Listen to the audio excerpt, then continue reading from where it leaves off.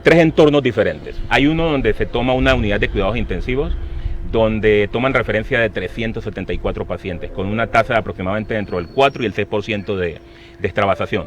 Ahora, de esas extravasaciones ninguna llegó a necrosis tisular, y todas se manejaron de manera conservadora. Sacan la vía, pasan la vía a otro lugar y siguen con el vasopresor. No pasó nada. Pero para eso, ahí es donde dice, si el licenciado se da cuenta, dentro de las 2 horas o tempranamente, identifica, no hay necrosis y la cambia. Y entonces no hay ningún tipo de problema. En otro entorno, en la emergencia, un estudio indio, 69 pacientes, ni un solo caso de extravasación. ¿Ya? Y ese es del 2022. La evaluación constante de la vida. Exacto. Cada 2 horas, verificar que no hay el cordón ya venoso cuando ya está la flebitis hecha. Y tú nombraste algo muy importante que realmente en nuestro medio quizás no es tan tomado en cuenta.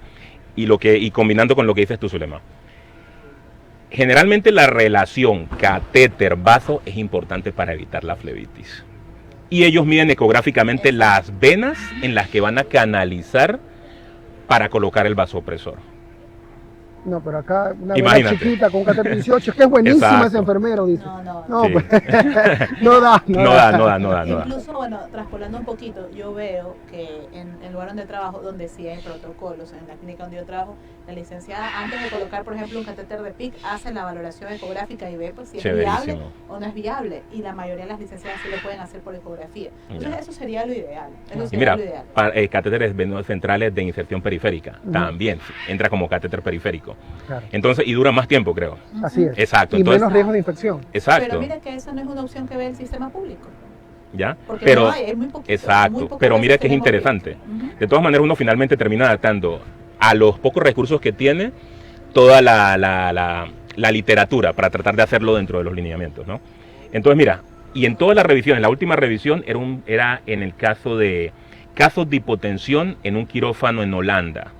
Ya en una serie de hospitales, un estudio retrospectivo que hicieron observacional, donde la literatura de las historias clínicas quirúrgicas se daban cuenta de que fueron 13.850 pacientes a los que le pusieron norepinefrina para tratar la hipotensión dada durante la colocación de la anestesia. La tasa de incidencia con ese número tan grande fueron de 0.035%. Casi nada. O sea, casi nada. Y todos fueron extravasación. Ninguno fue necrosis porque la cambiaron, la pusieron otra vía periférica. Claro, incluso bueno, ahí sí vamos a los orígenes o la base de lo que tenemos que hacer como la práctica clínica, que es la revisión del paciente. Por ejemplo, cuando yo hice mi formación del posgrado, muchas veces el paciente tiene fiebre y a veces era algo tan sencillo como cambiar el catéter. Mírale la vena y lo que tú decías, y eran flebitis, muchas fiebres son por flebitis. Entonces mira cómo se nos pasa y pensamos en neumonía, en infección de vías urinarias, etcétera, etcétera, y a veces es una flebitis. Y aunque no es el caso, pero vamos al hecho de que tú tienes un paciente que estás reanimando entre los scores, entre el to-do, o sea, el brochure de las cosas que tienes que hacer, tienes que revisar las vías. Porque a veces no hay, y bueno, 2 vías periféricas van perfecto, no necesariamente tiene que ser una vía central. Incluso el CMIUC nos indica nos pone como indicador de calidad de la atención en las terapias, más mala es su terapia mientras más neumos haya por vía central, pero nadie describe que haya necrosis periférica por vías periféricas, porque en realidad es poco común, está muy poco escrito. Y bueno, Carlos ya revisó hasta abajo las piedras. Sí, o sea, porque mira, o sea, sí te llama la atención de que todo el mundo dice, listo, yo pongo vías centrales porque quiero evitarme la necrosis, pero si te das cuenta, viene a ser como algo que nadie generalmente ha visto, ¿ya? Y cuando vas a la literatura te das cuenta el porcentaje tan exiguo. Estamos hablando de un 2 al 6%, que en realidad es nada. Y eso, que esas manifestaciones adversas son meramente extravasación. ¿Sí? Y a lo mejor, porque, o sea, me tocaría preguntarle a los licenciados con los que trabajo, que yo veo que de pronto ven que se infiltra, la cambian de lado.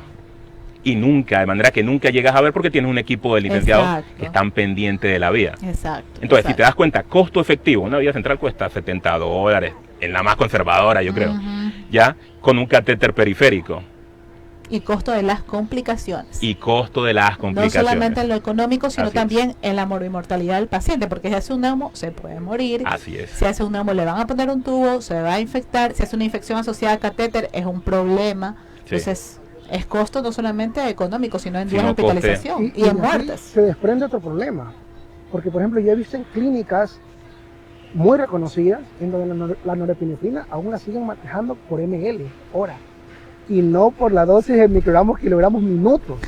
Ya, entonces, también es importante. Esa falta de control me puede dar a que la concentración que le estoy mandando, si la estoy usando por periférico, me vaya a causar una extravasación. También. Y de aquí también a la preparación. ¿Ustedes sabían que la norepinefrina no se puede preparar con solución salina? Debería prepararse en dextrosa. Debería prepararse en dextrosa. La literatura norteamericana. Ese y lo dejamos. Sí. Porque esa es otra discusión. Para otro post. Sí, yo creo que sí, pero mira, es interesante. Entonces, mira, por ejemplo, colocando un escenario clínico que yo me encuentro muy frecuentemente porque trabajo en la emergencia. Pacientes que llegan chocados, llegan hipotensos, le has pasado de pronto, tienen un foco infeccioso, están febriles, pacientes sépticos. Le pasas 2 litros de solución y la presión sigue como si nada. Y tú dices, listo, voy a ponerle vasopresor. Dentro del protocolo de sobreviviendo la sepsis, tú le pones el vasopresor, inmediatamente empiezas a colocar el antibiótico, tratando de tener un espectro empírico dentro del foco que tiene el paciente. Y muchas veces esos pacientes, colocas periférica, 3, 4, 5 horas, 6 horas, y cuando pensabas que se iban a ir a UCI, terminan decalándole la norepinefrina y pasa a un área de menor complejidad dentro de la emergencia. ¿Ya? Sin vasopresor, lo pasa a un área de menor y evolucionan con su antibiótico hasta que salgan los cultivos. Claro, porque hasta qué punto el choque séptico refractario llega a las emergencias. Mira, justamente hoy en la entrega de la guardia, una de las chicas, y la verdad es que me alegró, me contentó la mañana. ¿Por qué? Porque era una señora que tiene una infección asociada a herida quirúrgica, que llegó chocada, taquicárdica, taquipnéica. Me dice, doctora, coqueteaba con el tubo. Pero bueno, la reanimé, le pasé vasopresores, la encuentro con vía periférica. Le digo, no, es que doctora, a las 3 horas zafó. Entonces, eso sería lo ideal, el conocimiento de la guía, el conocimiento de las conductas, un enfermero que esté o una enfermera que esté pendiente de que todo esté bien en cuanto a los accesos. Y bueno, la señora hoy día está bien, y no fue necesario poner una vía central, no fue necesario invadirla en la parte de en la vía aérea, imagínate, y la señora ahorita está comiendo con su antibiótico, ya hoy a pasar al quirófano y se acabó el problema. Pero mira cómo es la premura de la atención. Y mira, y días de estancia hospitalaria. Exacto. En cuanto a costes, aquí y costes en UCI todavía. Exacto.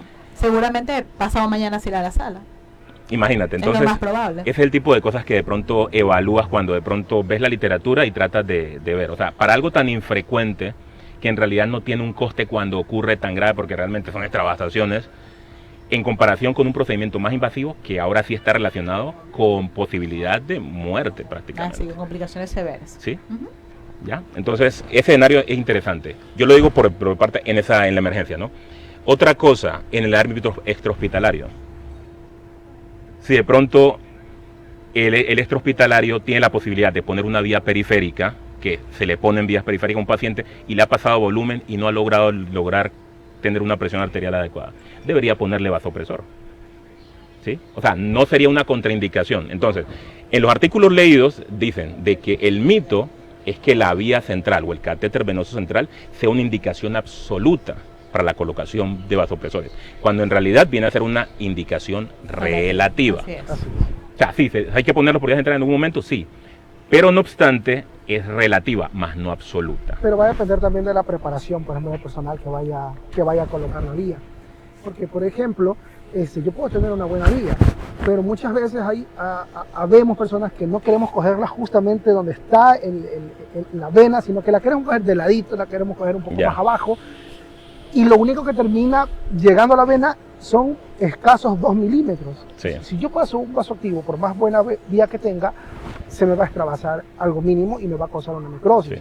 Sí. Si hablo del ámbito prehospitalario, que estaba viendo que hay varias literatura ya que están sacando porque quieren empezar a protocolizar esto de vasoactivos en el prehospitalario, pero tenemos que ver también la experiencia que tiene el personal en canalizar.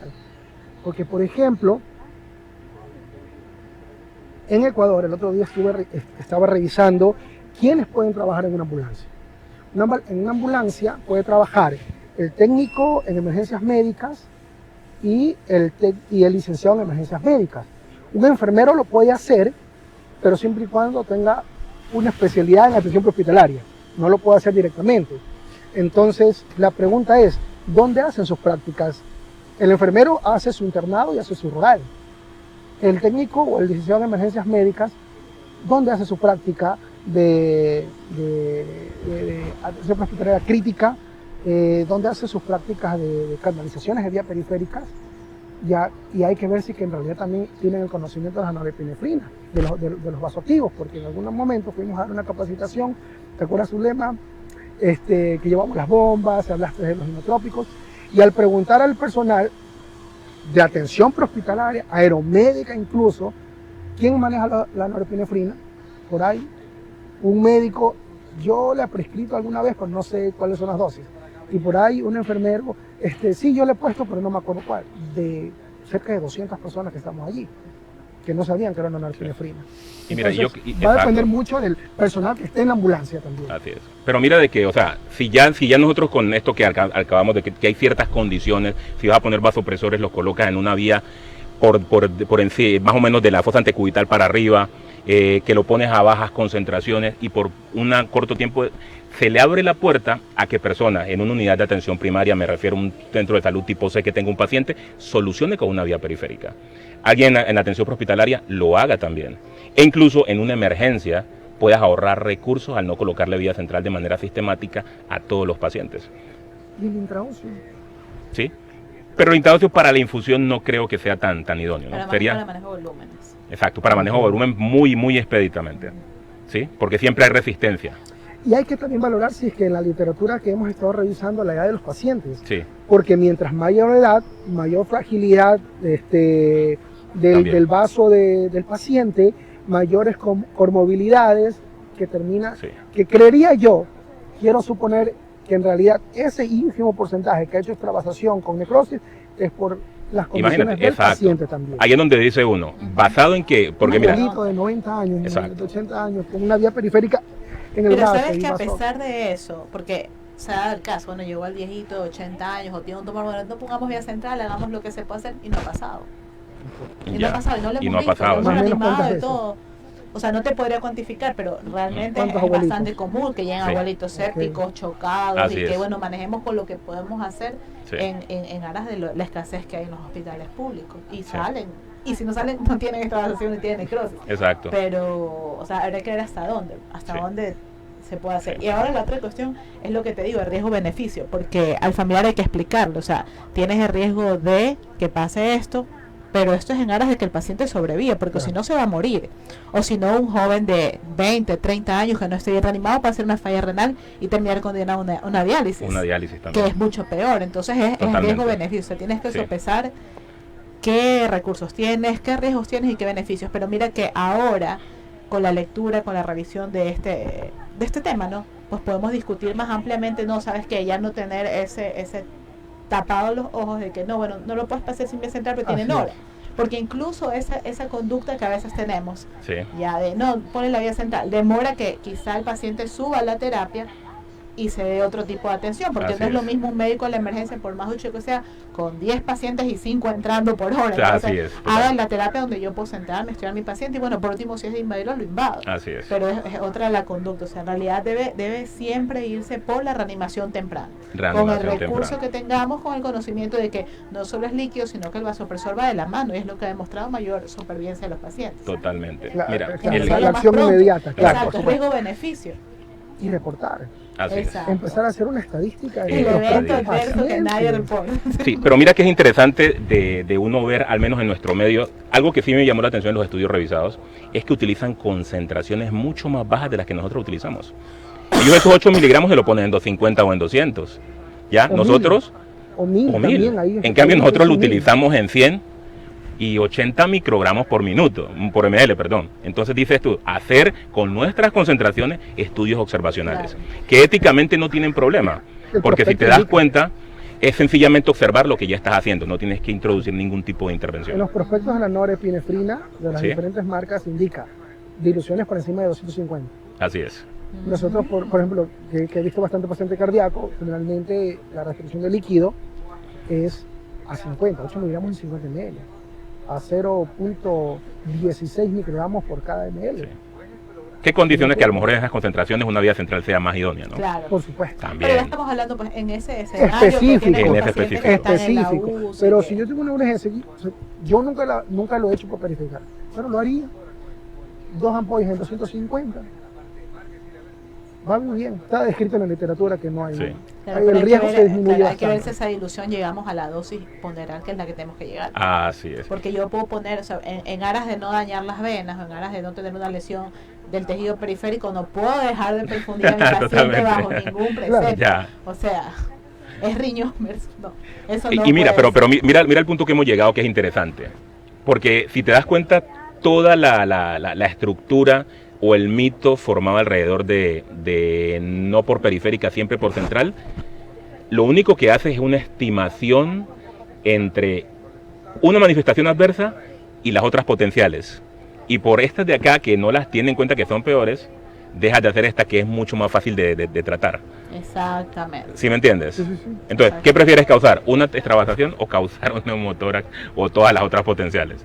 Exactamente. O sea, si te das Si cuenta. yo me pongo como enfermero, O sea, es como Ya. es que muchas veces el hecho de que tengas algo negro aquí en tu piel, el paciente es como que o sea, lo que pasa es que nuestra población sí dice, por ejemplo, el señor tiene Quisquilloso, falla renal, no sé así qué. es. ¿Y por qué está hinchado, doctor? ¿Y Ya. por qué tiene morado? O sea, hay que explicarle también. Claro. Hay que concientizar a los pacientes que a veces son complicaciones o cosas que pueden pasar en un paciente que o está el temor mismo del profesional de poliinvadido. enfermería. No le quiero pasar porque se va a extravasar y me van a echar la culpa a mí. Sí. Claro, pero Pero ahí viene de nosotros, pues empezar y a- punto número 2, a mira qué educar. importante que sería exactamente que los enfermeros, al igual que nosotros los médicos, nos habilitemos pues a hacer más eco, a invadir con eco. Así No es. solamente por el hecho de que, bueno, una vía central me puede hacer un neumo, sino que para medir, para catalogar bien Por la vena supuesto, que yo voy a por invadir y que voy a supuesto. colocarle un catéter. Totalmente. Es mucho más importante. Mira que hasta terapia respiratoria ya hace. Tal cual. Todos hacen. O sea, el eco realmente ha venido para cambiar la vida. Exactamente. O sea, Sería más finalmente. barato para ponerlo en el celular, sería Pues, espectacular. no, la plena. O sea, yo pienso que sí. Y mira, por ejemplo, hay dos cosas controversiales que he revisado en relación con lo de la administración de vasopresores, ¿no? Uno, el hecho de que, por ejemplo, la adrenalina, mira, el efecto de la adrenalina es alfa y beta. Y mira que lo que ocurre con la nora no ocurre con la adrenalina. Y es coherente, ¿por qué cosa? De que nosotros la adrenalina la administramos muchas veces vía subcutánea para casos de anafilaxia. Y nunca he visto colocar. Jamás. Y es purita. ¿Ya? O por ejemplo, yo cuando trabajé en la unidad de quemados, ellos para sacar el injerto, ellos infiltran con una ampolla de adrenalina en 1000 el tejido celular subcutáneo. Hace vasoconstricción, sacan la muestra de higiene y sangra menos. Y nunca he visto necrosis en ese sentido. ¿Sí me entiendes? Entonces No, te pones y a ver. las curaciones avanzadas de heridas también, ¿ah? Sí. Cuando hay las hemorragias en una herida, cuando hay el Sí. sangrado, es un coso con solución salina, una ampolla de adrenalina y... Claro, ¿Verdad, lo no? que- lo importante- Exacto. ¿De verdad, no? O sea, lo importante es lo que dice Carlos, que lo verdad, ¿no? vemos, Así pero no es. lo medimos y no lo Así escribimos, es. entonces no hay protocolos. Entonces lo importante Sí. es este tipo de espacios, el trabajo en conjunto, como para que la gente, bueno, sí, dejemos esto, porque es como en la vida, ¿no? ¿Qué hubiese pasado si ¿Qué lo hubiese hubiese puesto pasado, el sí? vasopresor? Quizás lo hubiera Sí. sido mejor. Hay que Claro, anotar es que ahora es todo. así. Entonces, mira, yo pienso que haciendo un sumario de pronto de los vasopresores por vía periférica, importante es establecer que siempre hay que ir tratando de mitigar el mayor riesgo. Generalmente cuando uno va a colocar un vasopresor lo hace porque el paciente está hipoperfundido y realmente no puede demorar su colocación. Claro. Ahora, si te pones a elegir entre vía periférica y vía central, la vía periférica la vas a colocar más rápido, ¿ya? Y vas a colocar el vasopresor y vas a mejorar las condiciones hemodinámicas mucho más rápido y las potenciales complicaciones son mucho más fáciles de tratar que las de colocar una vía central. Y reanimar antes hace que no llegue a la refractariedad y Tal usar cual. más vasopresor. Entonces Sí. es un círculo vicioso. Es tomar la decisión pronto, no pensar en complicaciones que son infrecuentes y bueno, tener siempre en la cabeza que hay que reanimar, evitar la hipoperfusión y Exactamente. la persistencia de los fallos, etc. Sí, porque imagínate que termine sin riñones, pero termina con una necrosis, o sea, que no termina con una necrosis, pero termina con los riñones. Entonces, ¿no Exactamente. entiendes? Pon bien periférico. Vía periférica, ¿sí o no? Podemos administrar, Claro, pero Sí. sobre todo, o sea, Urgencia. catalogar dónde es mejor, lo que tú dices, o sea, esto es una mala costumbre. No, por supuesto. Yo he visto pacientes que llegan de la emergencia Sí. con la vía acá, o que estás intentando reanimar en casa con una vía en el dedo, lo he visto en realidad. Entonces, catalogar, bueno, y ver qué está pasando en las escuelas de enfermería, porque, no sé, toma la importancia de decir, bueno, las vías para reanimación de la fosa antecubital para arriba. Para arriba, Y precisamente. bueno, y nosotros como médicos y los enfermeros que están más capacitados, pues difundir el mensaje. Así es. Sí, el mensaje. Entonces, vías periféricas, sí. Aceptado para, para Sí. los inotrópicos. Se acepta entonces. Sí. Aceptado. No, de todas maneras, y verdad que yo necesitaba discutir. Y es importante siempre discutirlo en un grupo de pronto mucho más heterogéneo. Lo que él piensa como licenciado, lo que tú piensas como intensivista y las complicaciones. Porque tú ves el otro lado. O sea, Así nosotros acá es. le llamamos periférica, una necrosis, pero tú ves allá de pronto las complicaciones inherentes a los procedimientos más invasivos. Exactamente. Ya, entonces ahí uno puede entender el riesgo de una, entre otra cosa. Y el paciente emergente, no es lo mismo canalizar poner un catéter central a un paciente chocadísimo, donde todas las venas se colapsan, a un paciente que está hemodinámicamente estable y a lo mejor tiene chance de ponérsela en otras condiciones hemodinámicas, ¿no? Claro. Aprovechar Exacto. la ventana. Así es. Y mira, la otra vez hablaba con el doctor Estrada, que él hace el protocolo de sepsis en Solca y nos comentó de que el éxito de ellos para medir de pronto la evolución o de pronto el éxito de este programa de Surviving Sepsis es el hecho de que el paciente no tenga que llegar a la UCI por la aplicación temprana de todo el bucle de Exacto. de Es que tiene intervenciones. que ser en la primera hora, no puede Entonces ser después. me dejó sorprendido eso y realmente, y entonces dije, verdad, colocar vasopresores por vía periférica se ahorra un coste importante. Exacto, es que basándonos en la fisiopatología, que es la mamá de todo esto. O sea, el paciente que está séptico tiene una endoteliopatía. Mientras nosotros más pronto evitemos que esa endoteliopatía progrese y que venga toda la cascada inflamatoria, lo vamos a hacer es con el vasopresor. Ese es Sí. el que va a arreglar la situación. Entonces, mientras más pronto, nosotros vamos a evitar que el paciente llegue a un choque refractario. Al llegar a choque refractario, aumenta el requerimiento quizás de poner una vía central, ahí Sí. sí, y de complicaciones. Total. Y sobre todo, pues, ajustar pronto las cosas. O sea, siempre es en la primera hora debe ser. Es Sí. lo ideal. Me parece que ha sido muy productiva. Enriquecedora. Entonces realmente muy, pero muy productivo.